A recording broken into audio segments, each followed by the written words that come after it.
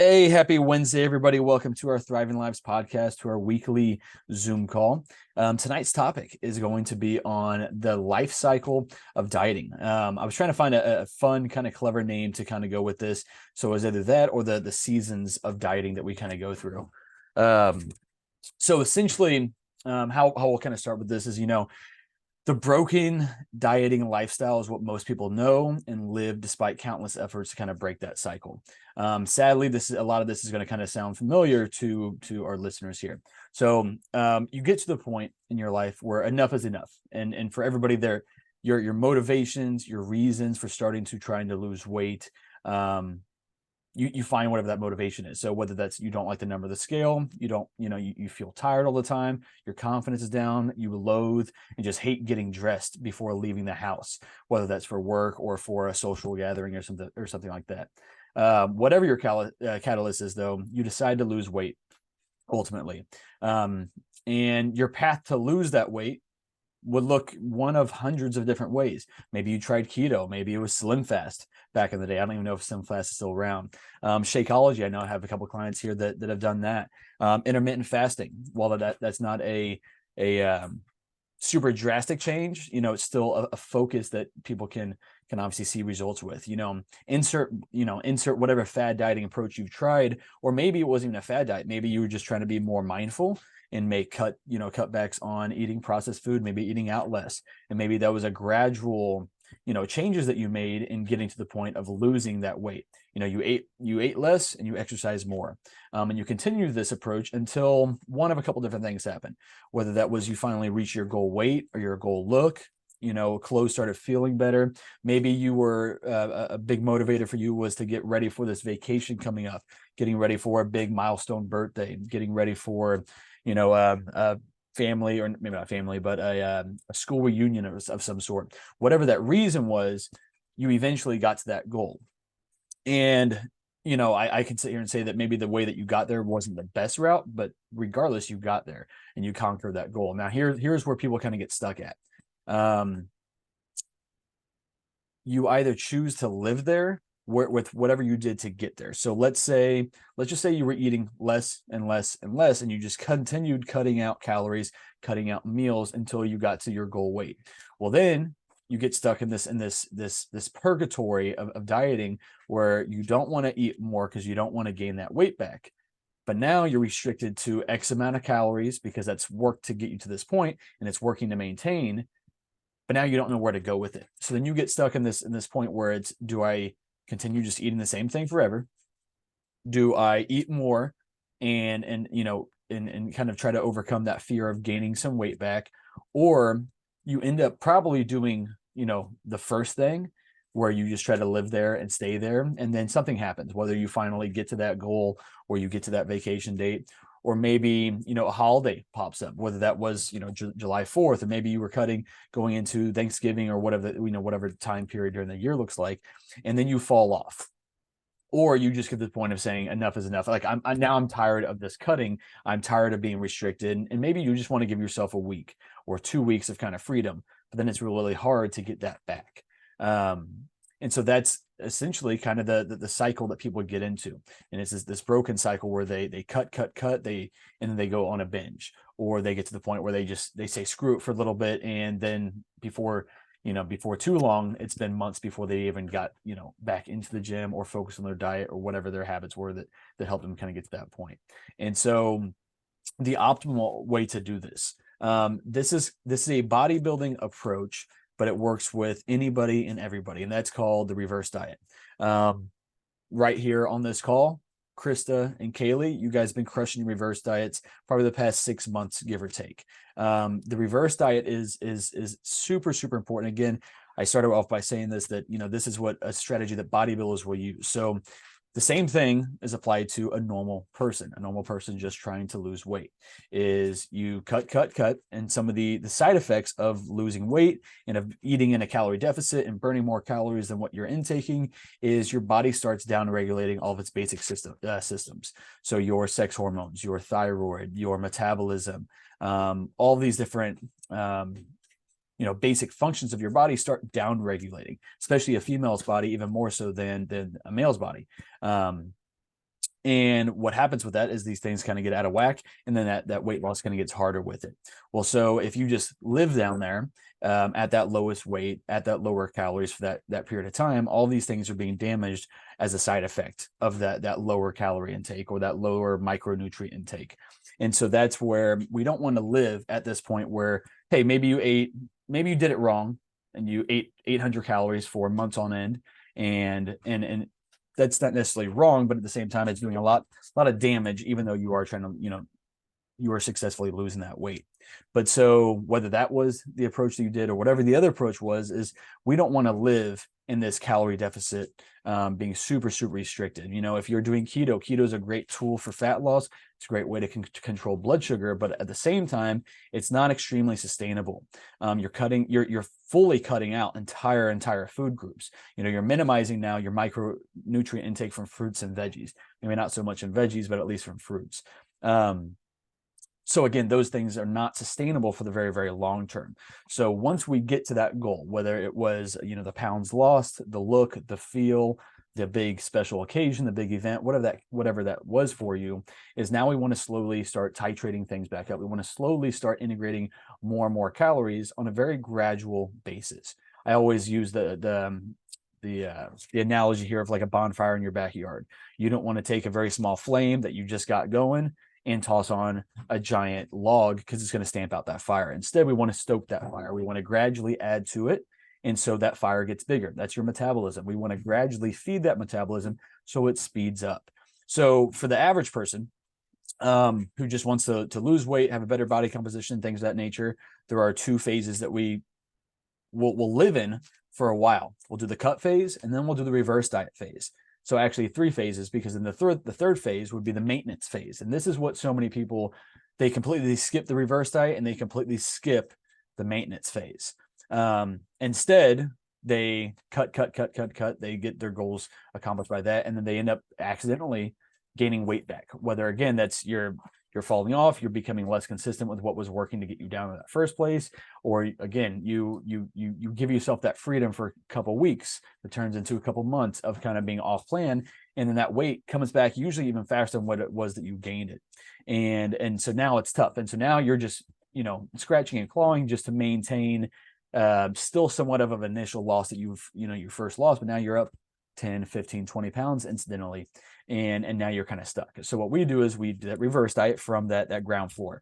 Once we get you down to that point, we gradually build you back up. And then the next most important thing is to live in that maintenance, is to get those calories up very, very high, or at least high for whoever you are and what you can actually handle on a daily basis, and then stay there and live there with that higher metabolism, with that higher calorie count for a while, and really let your hormones and everything else get back up into a really healthy and optimal spot.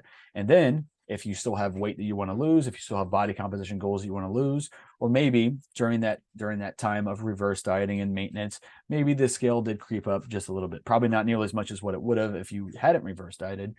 But so at this point, there might be more weight that you want to pull off. Well, if you had stayed in that massive calorie deficit and just lived there, and then that weight accidentally crept up, now your baseline, your metabolism, there's no room to cut from. And there might not be any room to add an exercise in what you're doing either, because maybe you're doing a lot of that already. And so we can't really add something to that, and we can't really pull away any more food with it. So instead, by doing that reverse diet, by doing that long maintenance phase with the higher calories with it, now things get into a much more optimal spot. Then we can go back into another cut phase and pull off more weight. So again, and Krista and Kaylee, you guys are very open on here anyway, always very talkative with things. But so that's kind of what we've done with them. So we've broken that cycle of losing weight and binging, and now it's much more into that sustainable approach. And by going through these phases and really living in all those 3 different phases, you start understanding what works for your body. And you also understand that I can't just live in this calorie deficit for the long term. I have to kind of toggle back and forth between these different phases, not in a rapid manner, but in a very, I'm living in them for at least a couple months, if not, 5, 6, 7 months at a time before I'm going back into that next phase. So I'll stop talking now. If you guys have any questions or thoughts, maybe experiences of doing either direction.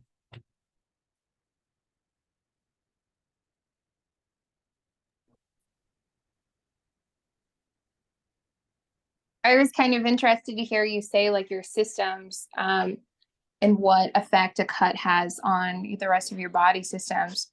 Because I was doing a cut postpartum and I thought, oh, my hormones are just kind of figuring themselves out. Like I have no energy. My sex drive is not what it used to be. That didn't happen on the other post pregnancy. But I was really successful at my cut. And so I am kind of feeling validated now that like what my partner noticed and was verbalizing, there's actually like science to it. Yeah, yeah, definitely. And that's even with us doing it, you did it you did it the right way. We kept your calories as high as we could the entire time you were losing weight. You were losing weight at like 180 grams of carbs for a bulk of our cut.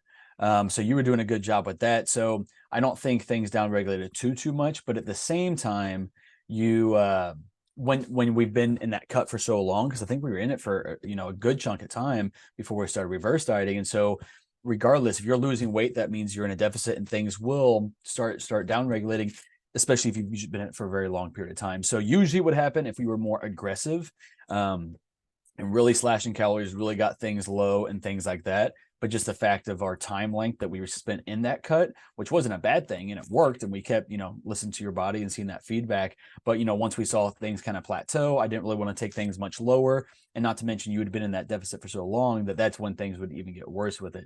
But yeah, I mean, just once you got to the lower side of your calories, that's when things do start downregulating. So that would be sex drive, that would be thyroid and things like that. That's why I love getting thyroid checked, and all the other health markers there, just to monitor things. That's why I personally will go get lab work done 3, maybe even 4 times a year, depending on what my phases are. So like I'm eager, I've been in a bulk phase now for the past 6 months, so I'm sure here at the end of probably the end of the summertime, I'll live it a little bit longer, because I just got lab work back about 3 months ago. So I want to get it done again. Now that's overkill for the average person. We don't need to do it that often, but I love data, and I love seeing, the relationship between what I'm doing and how my body's handling things. That also gives us that look under the hood to see, okay, what could be better optimized here. And part of that's more learning fun for myself, but also if I'm doing all this stuff, why not, see if I can pull whatever levers to make things, as optimal as they can be. And then also be able to see my relationship between when things are optimal, how does my body respond, like physically and by the look of it, especially as a bodybuilder. I'm just very interested in that.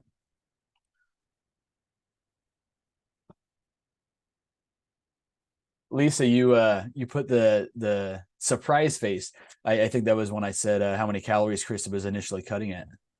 And the carbs, because Yeah, I'm not eating yeah, that many carbs. yeah. It was a good surprise face. No, yeah, yeah, and ideally, that's the thing is we don't. I started lifting weights because I love food. Like I want to be able to eat more food. I want to be able to not be so rigid with that and have a good relationship. And I have good balance with that as well. It's not like I'm just out here eating whatever, whenever. There's a method to the madness, but at the same time, I love food. I love being able to eat a lot. So I know if I'm using those calories in the right way, if I am manipulating my metabolism in the right way, I can eat more food like that. And so the way I kind of will pose that to people is, if I said, Lisa, you if you were never going to lose another pound, would you rather do it at your current calories? Would you rather do it at double the calories? So let's say, me at 180 pounds, if I had to stay here at 180 pounds, I was never going to lose any more weight. Would I rather eat 2,000 calories or have the freedom to be able to eat 4,000 calories a day and maintain that 180? Well, through a reverse diet and a proper maintenance phase. And again, if I get to that 4,000 calories and I'm still going out to eat 5, 6, 7 times a week, and then also having my other meals on top of it, like I'm going to gain weight with that, because I'm still eating in a calorie surplus of 4,000 plus calories with it. But yeah, the more food we can keep in, the less exercise, the less cardio we have to do to get that scale to move. That's just better, because again, now we're saving that for a time that's really needed. A lot of people, they get in such a big rush that they're like, okay, we lost weight this week, I want to lose more weight, I want to cut more food, or I want to increase my cardio is a huge thing. Is people will start off like, I'm going to do 30 minutes cardio a day, or I'm going to do an hour cardio a day, or whatever the case is. Well, the downside with cardio is that our body becomes very, very adapted to it pretty quickly. So before too long, 20 minutes of cardio a day isn't enough. And then 30 minutes a day isn't enough. So we're constantly, pulling on the lever of adding a little bit of cardio and then, pulling back on food. But we also have to kind of work smarter and not harder, and not be so quick to pull back on food or to add more cardio in, because now we're kind of wasting tools that we needed to use down the road versus right off the bat. You say there, Stevie. We have gone through all the seasons of diet multiple times. Have we already caused too much damage? What's the ideal time to begin seeing the changes? Great question. So the first seasons that I was talking about, the broken version, the one where we lose weight and then we gain it all back very, very quickly because we just said screw it or whatever happened, and we just gained that weight back pretty quickly. That's that yo-yo dieting. That's that restricting and then binging, restricting and then binging. So that's what we don't want to do, obviously. Now in this situation, I'm gonna assume that maybe that's what you meant. If we've done that too many times, I don't think anybody is broken with it. But the longer you've spent your life in that yo-yo state, more than likely, at least in my experience, you're going to have to stay in that. You're going to have to reverse diet for one, but you're going to have to stay in that maintenance phase a lot longer. And for me, if I was to, and I use myself as an example because I'm on it constantly year round for the most part, and very meticulous about the phases that I'm in, essentially. But so if I reverse diet up and I stay at maintenance for a couple of months, I can pull back on calories and I can start another cut phase. Now, should I? Probably not. I should probably still live in it a little bit longer as well. But I can do that because my metabolism has been practiced. I've used it in the right way and I've treated it well with that. In this situation, though, if you have spent years and years or decades in that vicious yo-yo cycle like that, you're probably going to have to live in a maintenance phase a lot longer than what you want to. And this is one of those tough conversations, depending on somebody's, whenever they onboard with me, what their recent and long-term dieting history looks like. I might have to say that, hey, weight loss is not going to happen right off the bat, or at least it's not our number one intention. My number one intention is to fix your metabolism. I have a client that signed up a while back and she successfully lost a lot of weight. And she kind of did it. She did it the right way. When she first started, she cut back on snacks. She stopped eating the snacks that people brought to her office. Then she stopped eating out as often. And she made really, really mindful cuts, which were great. But then she got more restrictive. And then she eliminated breakfast. And then she got all the way down to probably, 800 calories or so on a daily basis. And she lost, 80 pounds doing that, which was great. She got back to where she was, before kids. But the downside of that, though, is that she cut so much of that calories, is that now we're going to have to reverse diet up, and we're going to have to really allow all of her internal systems, including her metabolism, to kind of speed back up and catch back up. Now, if you do it the right way, if you do it what I'm saying, if you cut, you reverse diet, you maintain, and then you go back through that same cycle, every time we cut, it usually gets a little bit harder. Our body, it's almost like it recognizes what we're trying to do, and it's like, no, not going to be that easy this time. And so every time we cut, it does get a little bit more difficult in terms of our the way our body handles it, but mentally it becomes easier because we know what we're doing. We know what worked last time. We have a good understanding of the discipline that we want to do. We can usually get more tight with things because we know what to expect with it. We know what's coming with it. What's the ideal time to begin seeing changes? Again, I think it totally depends. And that's why there's so many variables mixed into all of that. Your entire history, your internal health, all that stuff is ultimately going to be what that, along with the consistency that you have with the plan, that's all what's going to be determining your progress and how fast we see weight loss. So if we want to lose 10 pounds, that might happen. You might drop 2 or 3 pounds right off the bat. That's honestly a very, very common thing to happen, but it's also very common to see things be absolutely stalled. Or maybe the calories I'm asking you to eat, you just are not used to eating that much food, and your body's going to go through that little bit of a shock with it. So some people will gain a few pounds with it. Now, usually it's more water weight than anything else. It's not bad weight. Their bowel movements are healthier. Their energy is better and things like that. So that's the other thing too, is that sometimes, expectations are huge especially when it comes to fat loss and a lifestyle change like this. Because if you come into it thinking that, oh, I'm going to be down 20 pounds in the first month, well, that might happen, but that might also be too fast. That might also not happen, but that doesn't mean that you're doing something bad. We have to just go into it with a very, very open mind, especially when you're trying somebody else's way versus something you've done before. Sorry if I just rambled there. I feel like I answered like 6 questions versus the 1 or 2 you actually asked. Good question, though. Well, and I like how much information you gain about where someone's coming from, what their situation is. Because in both my pregnancies, I had that hypergravium where you get like hospitalized. It's only like a single-digit % of people you're that sick, and the only thing that makes you feel better is not the nausea medicines. You've tried all of them, and they're hundreds of dollars, but it's just eating. So you're in this state of like, I don't want to be eating. I don't want my scale to go up like this, but just to like feel okay each day. Yeah. You're doing whatever you can. And then you're like, okay, now I need to claw my way out of this, and I need help with someone that has more knowledge than I do on how to do that. So I appreciate that you look at what are the habits, where are you coming from, what's the life situation. Yeah, definitely. I appreciate that, because I do try to really make it as individualized as possible and gather as much data as I can. But that's also a two-way street.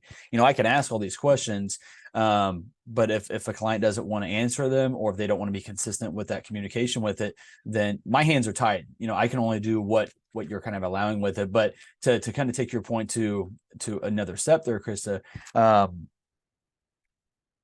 one of the other benefits to having a second pair of eyes, and this is the reason why I have coaches too, like whenever I'm getting ready for a show or something, is when you're too close to it, sometimes you do panic, or you make overcorrections. That's why somebody had a bad weekend and they're like, I just ate 0 carbs on Monday. No, that's not what you need to do. That's the same vicious cycle that you've been stuck in forever. Is you binged all weekend, and now you came into Monday restricting as hard as you could. You might have restricted all the way through the week. Well, great job. But now you're burnt out with that, and now it's the weekend again, and you're ready to eat some shit. So that's not the approach either. And so my point in saying that, though, is that once you have the baby, whatever the case is, and you're really trying to get dialed in with things, you might be making too aggressive things, or you might be panicking when the scale didn't move, which is always so common. That's the reason why weekly check-ins are so crucial. Because if I just said, hey, here's a diet, here's a workout, here's what I'm guessing you're going to lose, whatever the case is, now don't talk to me and go follow this. Well, what happens when the scale plateaus for you? Maybe you saw results the first few weeks, maybe you didn't. Maybe you're one of those people that you gained a couple pounds that first week. It's nothing to panic about. All I'm going to do is, if I'm seeing that, okay, I think we need to pull back food, that might be one thing. Or I might say, hey, I want you to stick with this one more week, and I think we're going to see that scale flatten back out, and we'll start going downwards with it. And then usually that does happen. But most people, if you were doing it by yourself, you'd be like, well, shit, I just need to eat less food.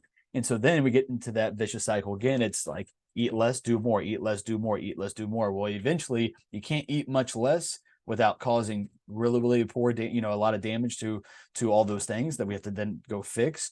And you can only do so much exercise. Even if you have all the time in the world, just because you have the time in the day to, which most people don't, but let's say you didn't have to work for a living, you didn't have a family, you didn't have any other obligations or responsibilities, you're still going to be overtraining at a certain point, and that's going to cause other issues as well. So that's why it's just work smarter, not harder. There's a lot of people that when the scale plateaus, instead of pulling more, sometimes I'll pull more food, but sometimes I'm going to say, hey, this weekend, I want you to go eat an extra 100 grams of carbs purely from fruit, or whatever the case is. I might just say, go have an extra 100 grams of carbs this weekend. And if somebody's trying to lose weight, the last thing they're ever going to think to do on their own is, hey, I'm going to go have a not a splurge day, but I'm going to go purposefully increase my carbs. It might have a cheat meal or cheat day kind of factored into it, but that's kind of also what that higher day is going to be serving for anyway. It's going to spike that metabolism as well. But it just helps having somebody that is not going to panic when they see something that's not maybe optimal on the scale. Whereas when you're too close to it, it's very easy to overreact. Again, proving the point to why just check-ins are so crucial. Or it could just be the fact that hey, you nailed your food, you nailed your exercise, but you slept like shit all week. You had a very, very stressful week this week. And because that cortisol was a lot higher from the lack of sleep, from the higher stress, now your weight didn't budge. Maybe you gained a couple pounds because of it. And so if your diet was on check and your exercise was on check, you didn't just magically gain weight. There's something that was off. And if your food was truly 100%, on point and consistent, like it had been the prior few weeks, and the only thing that was different was that, maybe your digestion was off, maybe you were a little bit sick, maybe you were just higher stress. There's a reason for why that's going on. So again, just proving the point why, check-ins are so important. So Lisa, Stevie, you guys are new here. Those check-ins are absolutely crucial.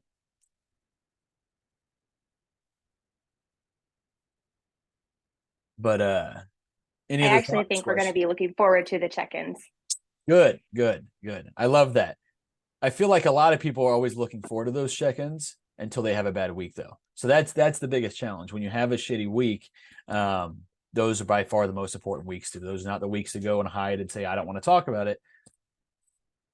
We got to show up on those days more so than the weeks that were great, and be accountable. Me with my coaches, if I had a bad week, or if I had if I ate out just more, usually I'm pretty on it with a lot of things, but I just have a week or two where social gatherings and stuff like that are a little bit more.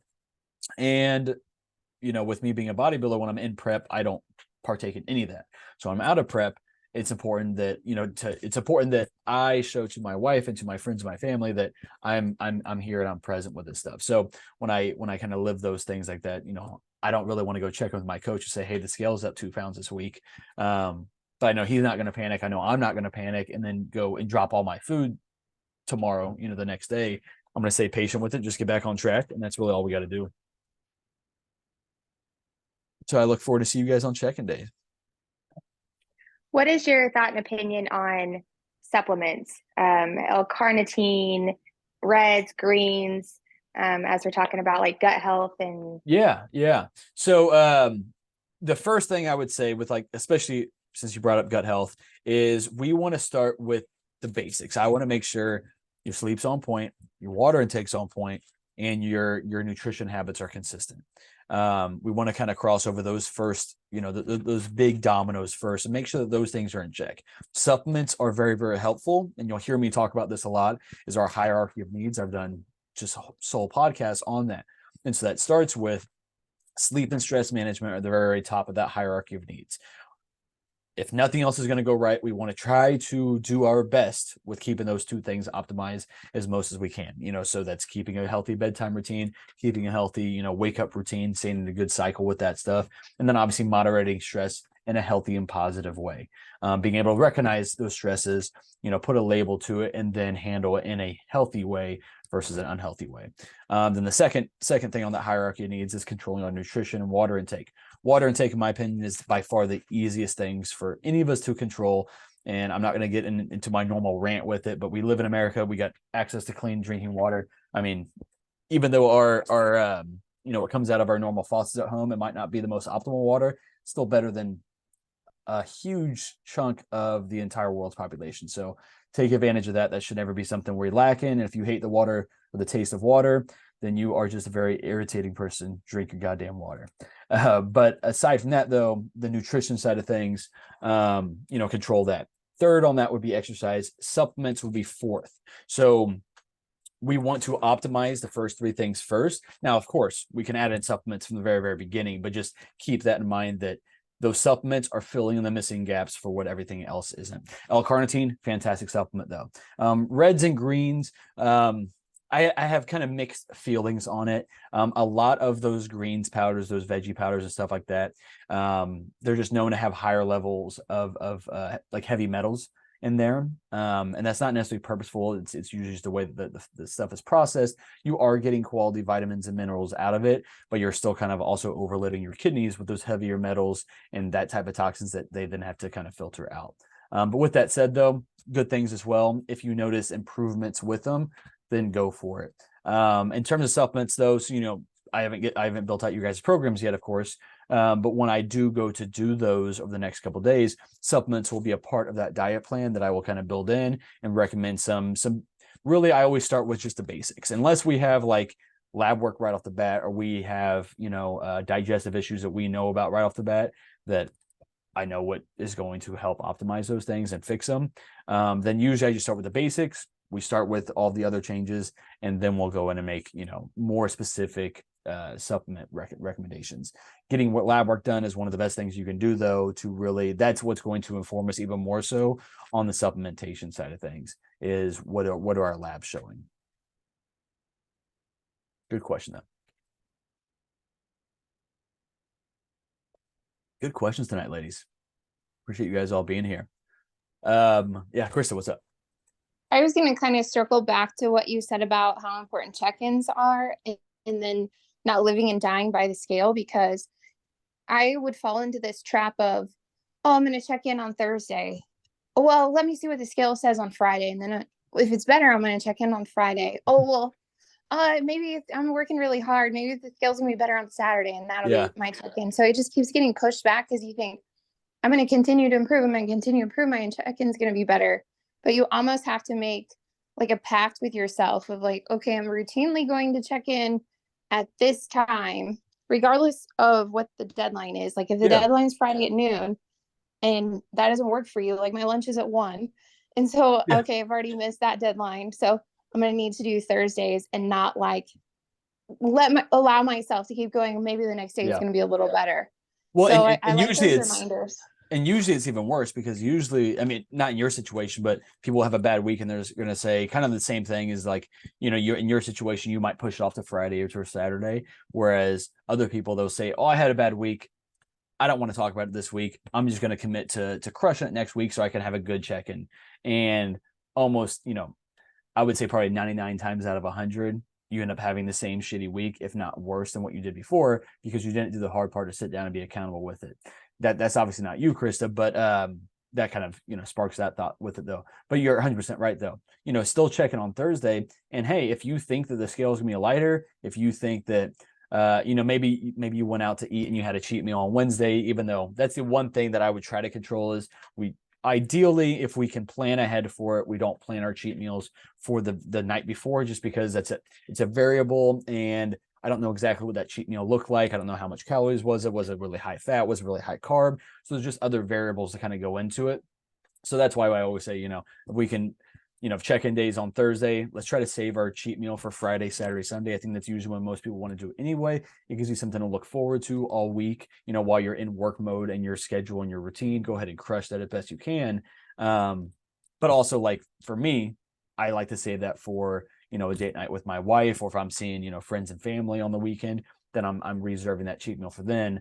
It's always funny to me when somebody's like, yeah, I had whatever, McDonald's or whatever the case is, Tuesday for lunch. And I'm like, in that situation, shit, you should have just tracked your macros and fit it into what your macros for the day. And then you didn't even have to use it as a cheat meal. Not that you should abuse that and use that method too often, but if it's just a random day and you just had to eat out, you don't have to make that your cheat meal. You can still have a cheat meal that weekend, but just track your macros with it, fit it into what your plan is, order a healthier thing. Don't go get the giant Big Mac or 2 of them. Get the grilled chicken or something of that nature. Yeah, you're right though, Krista. Just check. Yeah, just get used to whatever that routine is. And that's the other thing too. If you're constantly kind of shifting it around on what kind of works for you, it's very easy to just not be in a routine with it, and then you're forgetting to check in before too long. And then I come knocking at your door. Hey, where's my check-in at? Well, and I notice a pattern with myself is you get that pat on the back with your check-in, and then you start your week stronger.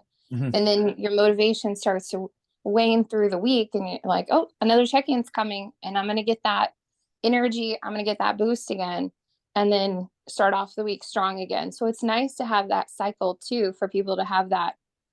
You're in the right direction. These are the good things you're doing. So always shocking to me that someone would skip a check-in.